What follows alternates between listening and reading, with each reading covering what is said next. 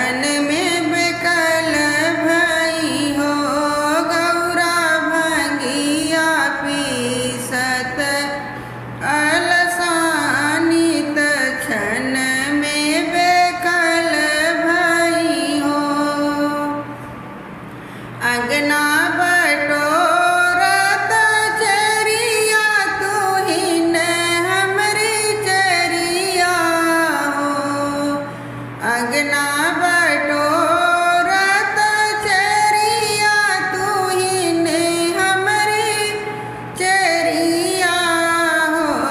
चरिया भोला आगे खबर जनाओ गणपति जन्म लीहनी हो।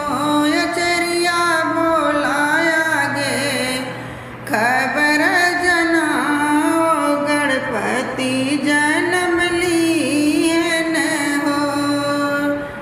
इतना वचन सुन शिवत सुनहु न पायने हो। इतना वचन सुन शिवजित सुनहु न पायने हो। शिवजी बैल पीठी भया सवारत धगड़िन महल गए हो। शिवजी बैल पीठी भया सवारत धगड़िन महल